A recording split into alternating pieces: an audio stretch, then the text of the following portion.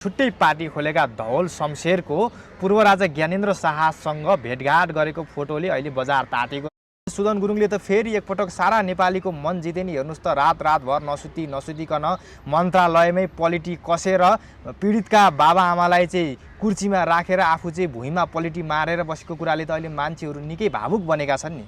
पहिलो कुरो त के भने कुनै पनि आफ्नो फुल जस्तो प्यारो सन्तान गुमाउने हजुर अभिभावक खुद्रा मसिना कुरामा खुसी हुनै सक्दैनन्।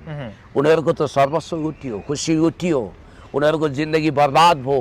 त्यो प्यारो आँखाको नानी जस्तो, तामाको मुढा जस्तो, हृदयको टुक्रा जस्तो, कलेजोको टुक्रा जस्तो नानी गरिमा चौधरीलाई अपराधीले एकदमै जल्लादी तरिकाले, दानवी तरिकाले नरपिचास भएर जसरी गिजोल्यो र बलात्कारपछि हत्या गरौँ, त्यो एउटा राक्षसी घटना थियो। विलियम शेक्सपियरको नाटक मर्चेन्ट अफ भेनिसको पात्र सहयोगभन्दा पनि खोङ्कार खालको अपराधी, जो कसैको दाइ हुँदैन, भाइ हुँदैन, दिदी हुँदैन, बहिनी हुँदैन, अपराधीको कुनै भाषा हुँदैन, भेष हुँदैन, त्यस्तो अपराधीलाई नेपालको मौजुदा कानुन, मुलुकी ऐन अपराध संहितादेखि हाम्रो अन्य कानुनहरू त्यसलाई कारबाही गर्न अपर्याप्त छ। अब गृहमन्त्रीजीले जे गर्नु हो त्यो एक प्रकारले भन्ने हो भने स्टन्ट नै हो। कस्तो स्टन्ट भन्नुहुन्छ तपाईहरु? तपाईले त्यस्तो दृश्य कहिले देख्नु भएको थियो? पीडित बाबालाई कुर्सीमा सोफामा राखेर आफू भुइँमा पलिटी मारेर बसेको दृश्य तपाईले कहिले देख्नु भएको थियो? त्योभन्दा खतरा अगाडि त्योभन्दा खतरा कलाकारिता गर्ने पनि भविष्यमा आउन सक्छन्। त्यति मात्रै होइन,